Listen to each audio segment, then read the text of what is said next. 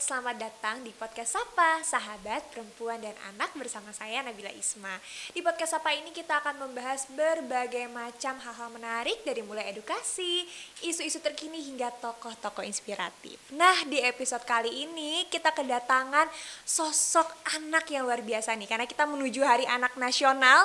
Jadi kita mendatangkan sosok anak yang memiliki prestasi luar biasa dan dia bahkan adalah peraih medali termuda di Asian Games cabang olahraga skateboard. Penasaran kan?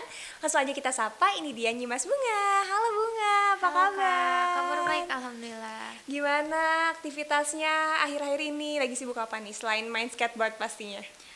Akhir-akhir ini aku lagi kosong banget sih karena baru lulus sekolah. Oh, selamat. Jadi sekarang lagi santai lagi fokus banget di skateboard banget ya berarti tahun ya? ini. Karena aku tahun ini belum mau ngambil kuliah sih. Oh, jadi tahun ini memang mau fokus di skateboard. Apa ada pertandingan jangka dekat yang mau diikutin? Ada PON ya di akhir tahun. Oh, jadi sekarang lagi fokus untuk PON juga ya? Iya, betul. Nah, skateboard ini kan bukan cabang olahraga yang banyak diminati, apalagi saat itu Bunga pertama kali menekuninya di usia 8 tahun kan? Ya, kenapa sih akhirnya memutuskan untuk menjadi atlet skateboard dari sekian banyaknya cabang olahraga lainnya yang ada? Sebenarnya aku tuh dulu main skate nggak bertujuan untuk jadi atlet, tapi emang karena terinspirasi dari Tony Hawk, kayak bisa beli rumah, terus dapat sponsor mobil, ternyata si Tony Hawk itu, dan aku tuh pengen kayak Tony Hawk. Terus emang aku punya mimpi buat bisa beli rumah sendiri, karena kata bapak dulu, aku bilang nunggu bapak kelamaan beli rumahnya gitu.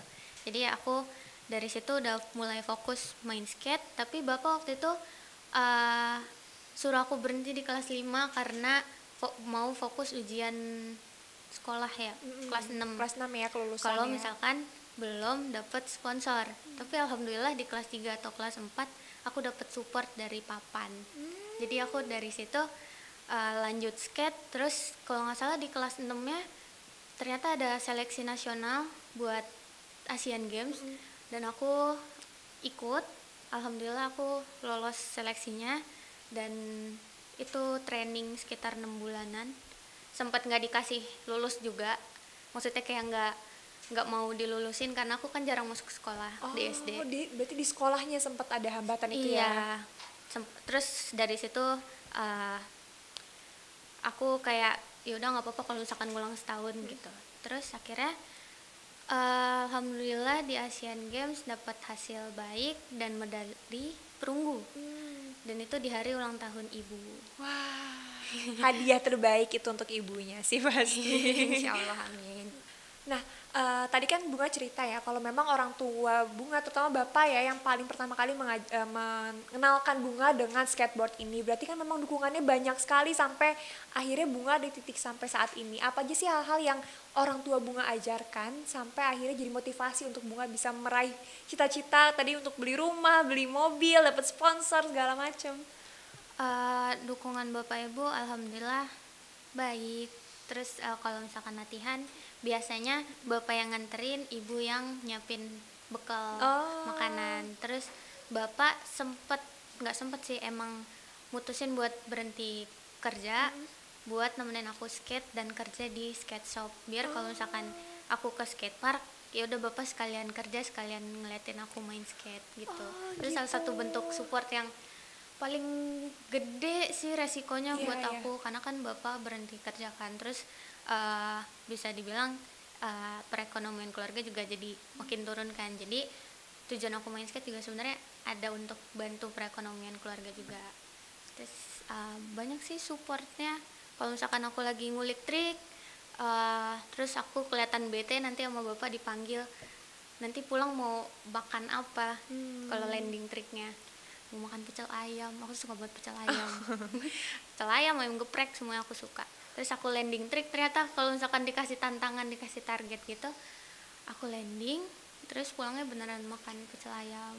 Gitu. Jadi dikasih dorongan-dorongan ya sama bapak ya, betul, yang memicu semangat. Tadi sesimpel pecel ayam tapi akhirnya jadi makin semangat ya. Iya, sama kalau misalkan apa ya, bapak tuh selalu ngajarin aku ngasih target.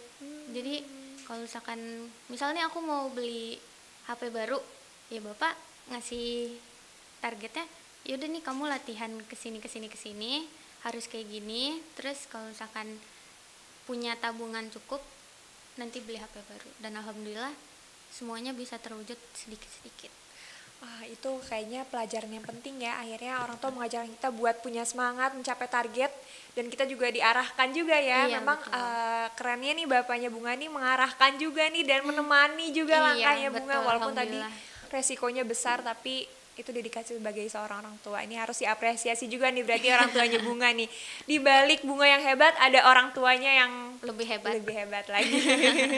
Nah, tadi kan bicara pengalaman soal jadi peraih medali termuda di Asian Games. Tadi juga ternyata awalnya pas kelas 5 SD ya, ada pembukaan pendaftaran, seleksi segala macam sampai akhirnya terpilih, terus kemudian menang. Apa sih pengalaman yang paling menarik melewati berbagai macam kejuaraan-kejuaraan, pertandingan-pertandingan selama menekuni sebagai atlet skateboard? Pengalaman yang paling menarik ya di aku itu pas lolos seleksi, ternyata ada training ke luar negeri. Nah di situ posisinya aku belum pernah naik pesawat, belum pernah keluar negeri sama sekali. Alhamdulillah itu perdana aku naik pesawat ke US. Wow, langsung. Perdananya ke US tuh. Betul. Berapa puluh jam ya? 20 jaman kalau nggak salah. 20 jaman, capek banget pokoknya. Terus rada norak gitu kan, mabuk lah di atas tuh pas mau landing kan kayak goyang-goyang gitu kan. Terus akhirnya terbiasa lah. Terus pas nyampe sana ketemu sama teman-teman yang di Instagram. Terus disapa, terus foto bareng, terus main bareng. Dan akhirnya aku punya banyak teman dari berbagai macam negara dan daerah juga.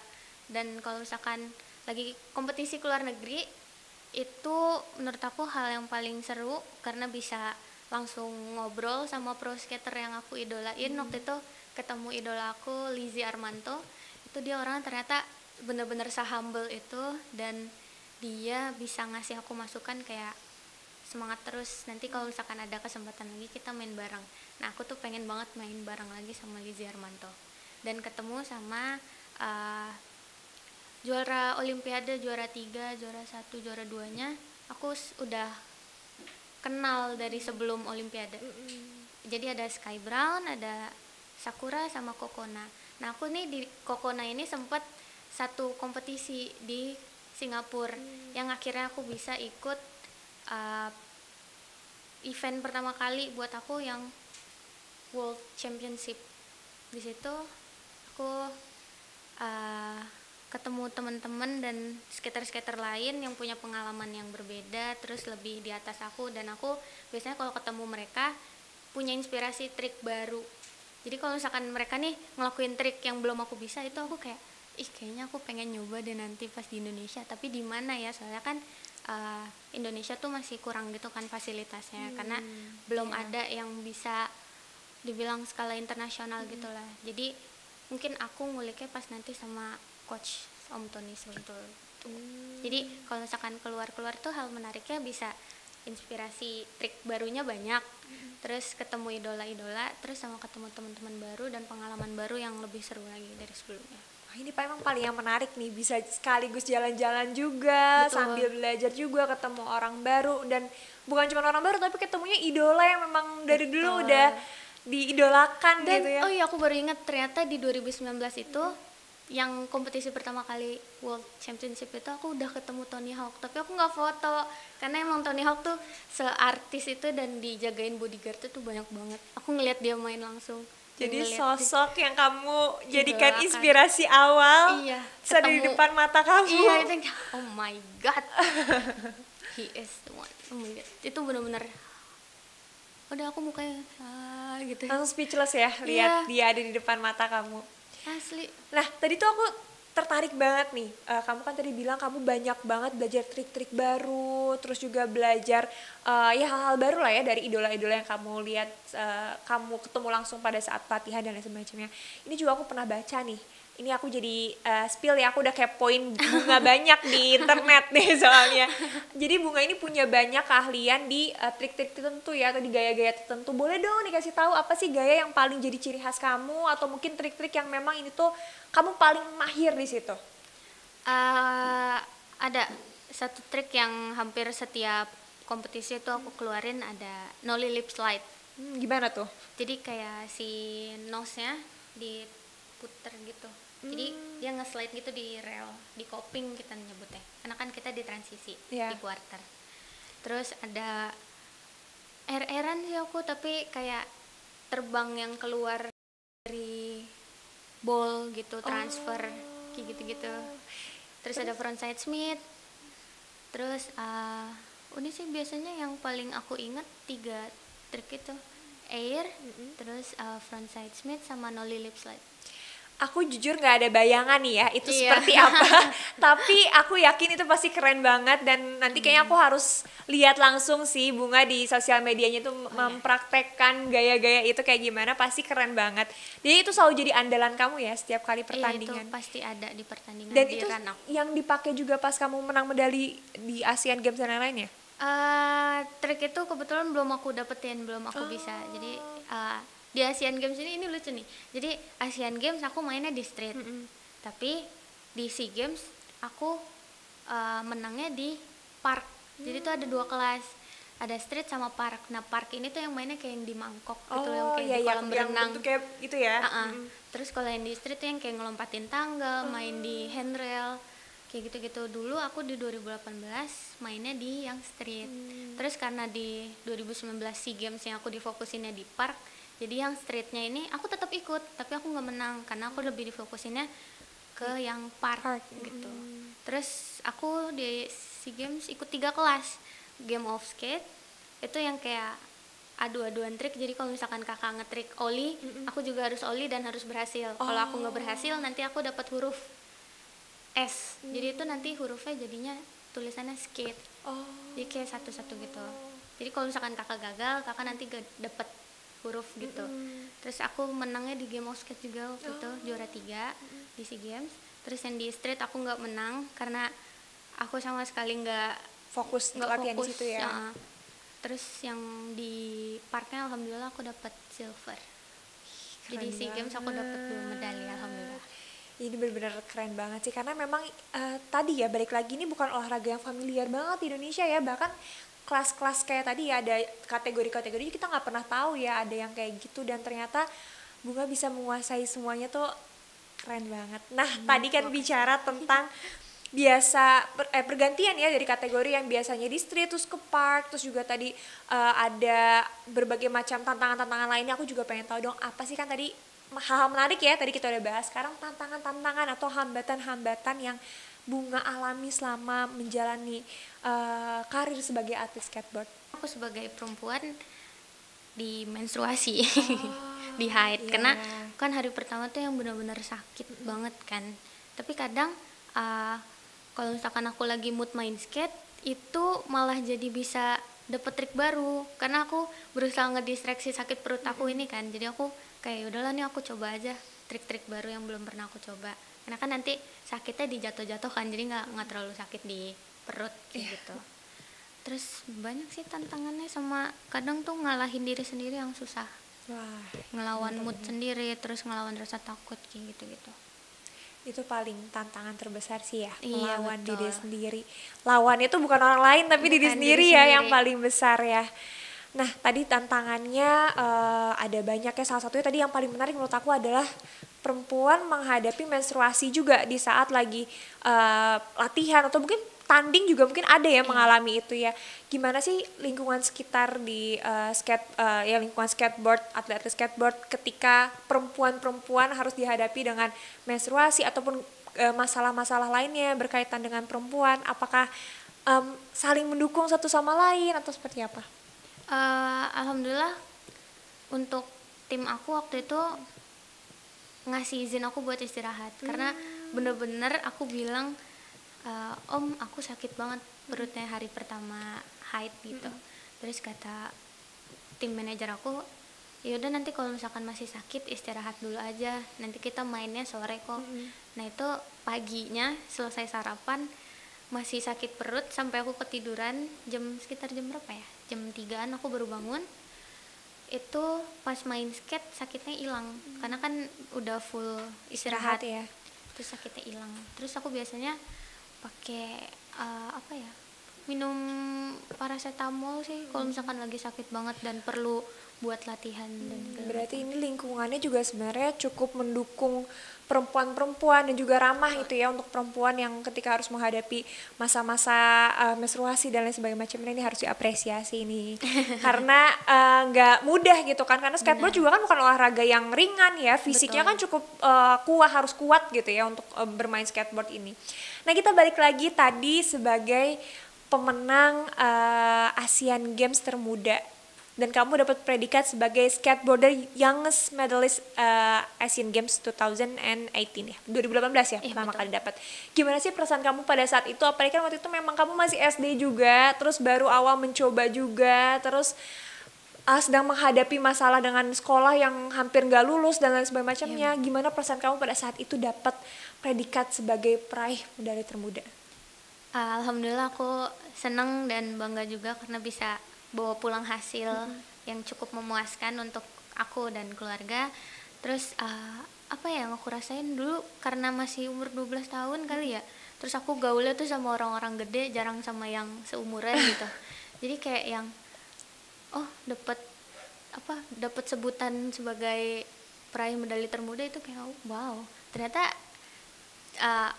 baru aku ya yang bisa maksudnya kayak menghasilkan dapat medali gitu di usia aku. Aku kira dulu tuh atlet-atlet juga seumuran aku, ternyata pas udah dapat predikat kayak gitu terus ke istana aku ngeliat ternyata emang aku paling muda dan aku badannya waktu itu kecil banget, kurus banget dan hitam karena matahari di Palembang itu sangat banyak, panas banget.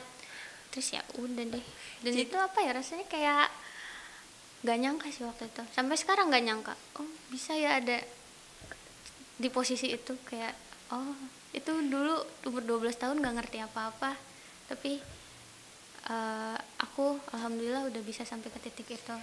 Tapi aku inget banget sih waktu pertama kali baca berita soal kamu meraih medali di tahun 2018 itu, aku inget banget karena itu sempat benar-benar rame banget di sosial media kan, masih kecil banget. Nah, itu kamu nggak sadar juga kamu nggak sadar juga itu sempat rame banget di sosial media itu karena kamu memang ya tadi balik lagi di Indonesia ini masih jarang banget kan skateboarder yang memang meraih prestasi gitu kan, kebanyakan kan untuk lifestyle aja gitu ya, dan ini kamu jadiin sebuah prestasi, kamu juga jadi yang termuda tuh dulu sempet rame banget dan aku inget banget aku kayak keren banget ya ada, dan kamu berhijab juga kan saat itu kan, jadi anak perempuan terus juga peraih medali termuda itu tuh menurut aku keren banget. Jadi itu sebenarnya memang sesuatu yang harus sangat kamu banggakan dengan diri sendiri karena memang gak banyak orang yang bisa meraih itu. Kayak yang sampai sekarang juga belum ada lagi yang lebih muda ya. Masih ada nggak ya? Aku nggak tahu deh, belum update lagi aku. Mungkin masih kamu kali ya peraih berarti soalnya belum ada rame-rame di sosial media lagi, berarti jangan-jangan masih kamu. Insyaallah. Nah tadi kan kamu juga harus membagi waktu ya antara jadi atlet, terus juga sekolah, terus juga bergaul juga ya sama teman-teman. Gimana sih cara kamu membagi waktu antara semua itu? Dulu pas masih sekolah SD ya, aku tuh lagi rajin-rajinnya main, itu bisa pulang sekolah langsung dijemput bapak buat langsung ke skatepark. Jadi aku yang minta sendiri, Pak nanti hari ini kakak mau main skate pulang sekolah. Oh yaudah nanti bapak jemput. Itu berbulan-bulan kayak gitu. Jadi sekolah, kalau misalkan di sekolah ada hal yang lebih penting aku sekolah dulu, tapi kalau misalkan di skate lebih penting ya sekolahnya aku izin dulu, aku singkirin dulu sebentar. Paling gitu. Terus dulu tuh mulai masuk ke SMP gitu aku di weekend doang sih. Terus karena SMP juga masih pelatnas juga buat dari Asian Games itu kan lanjut ke SEA Games. Jadi di masa-masa SMP aku nggak dapat masa SMP sebenarnya. Kelas 1 baru masuk semester 2.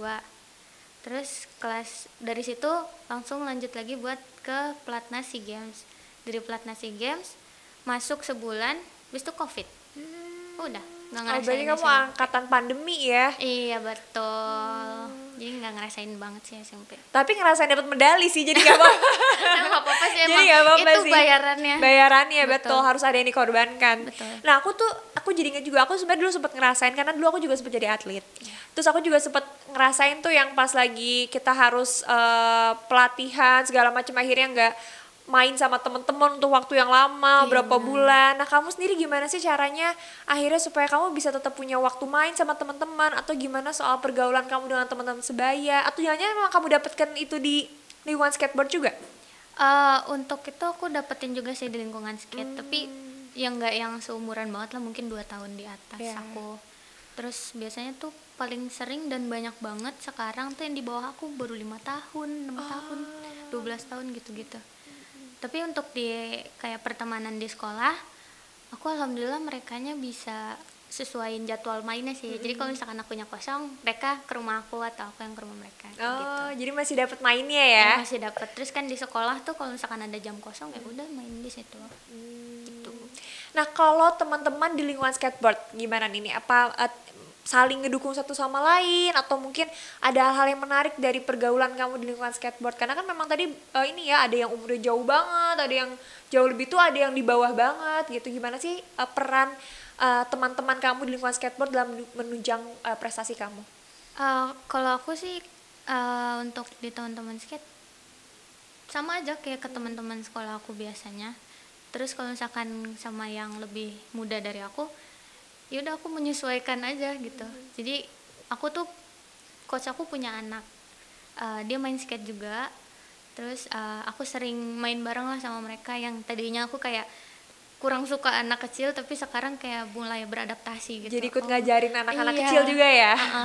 Terus lebih ke mereka sih yang iseng ke aku, karena aku tuh orangnya kan diem ya, cukup diem lah kalau misalkan belum kenal-kenal banget. Tapi mereka yang iseng ke aku, yang tiba-tiba ngefoto aku lagi bengong, terus yang tiba-tiba aku dikasih apalah, pokoknya iseng deh. Lebih isengnya tuh mereka, kalau aku lebih ke ya Allah.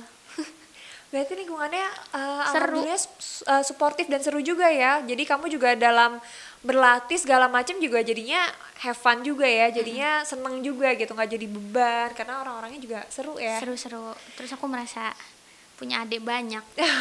Lucu banget. Iya, terus aku sempat ngajar juga. Dan seumuran adik kecil, ada yang paling kecil. Terus Oh tuh iya, adik kamu juga main skateboard berarti? sempat nyoba yang di bawah aku banget, yang nomor 2. Tapi dia jatuh, terus dia tidak mau nyoba lagi. Seperti itu.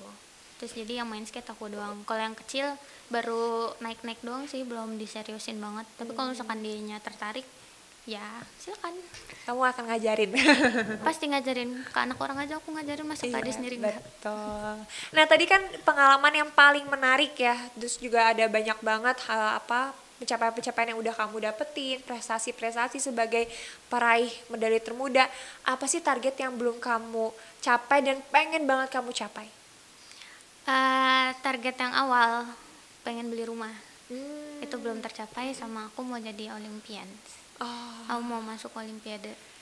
Kita doakan ya semuanya, semoga setelah ini kita melihat nama Nyimas Bunga masuk ke dalam peraih medali skateboard di Olimpiade. Amin ya Allah. Amin. Itu aku tunggu banget beritanya di sosial media. Amin. Semoga masih tercapai ya. Amin, harus dong. Terus ini nih, karena kan tadi kamu punya cita-cita yang masih pengen kamu capai, dan ini juga pastinya apa yang udah kamu capai saat ini tuh jadi inspirasi banget buat anak-anak Indonesia di luar sana. Boleh dong kasih pesan-pesannya, atau kasih motivasi, atau apa yang pengen kamu sampaikan untuk anak-anak Indonesia di luar sana, karena kita juga sekarang mau menyambut Hari Anak Nasional. Boleh dong? Oke. Buat teman-teman semuanya dan anak-anak Indonesia, aku harap kalian punya bakat yang kalian pendem itu tolong dikeluarkan, karena siapa tahu bakat itu menjadi jalan rezeki kalian. Dan jangan lupa minta restu orang tua untuk kelancaran proses di hobi kalian atau prestasi yang kalian punya. Sama kalau misalkan lagi ada omongan orang yang kurang enak, itu dicuekin aja, karena kalau misalkan kita ngebalasnya pakai prestasi yang kita dapat, mereka juga bakal diem dan bingung. Terus semangat terus, pantang menyerah, jangan apa ya, jangan ngelawan orang tua deh selama proses kalian menjalani restu orang tua ya, paling restu penting. orang tua itu restu Allah, jangan lupa. Terus jangan lupa ibadah juga, sama fokus sama target yang kalian punya dan kalian tuju.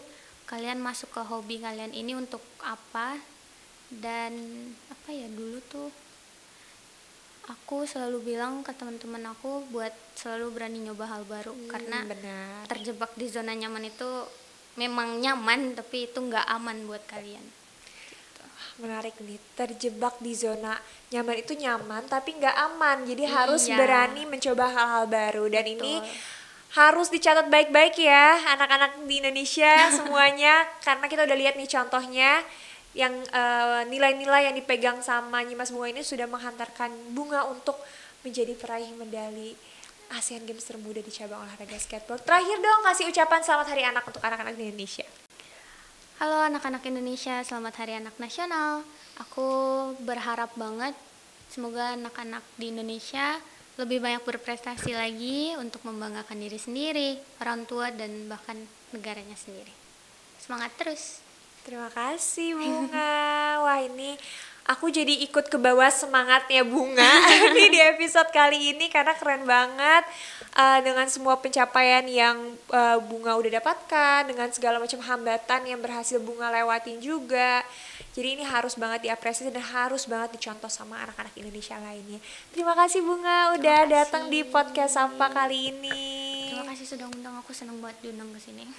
Nah, seperti yang tadi sudah kita dengar bahwa Bunga ini berani untuk speak up dengan apa yang dia cita-citakan. Nah, kita juga bisa loh speak up kalau misalnya kita melihat, merasakan ataupun mendengarkan adanya kekerasan di sekeliling kita dengan menghubungi hotline Sapa 129 atau bisa juga melalui WhatsApp di 08111 129 129. Dare to speak up.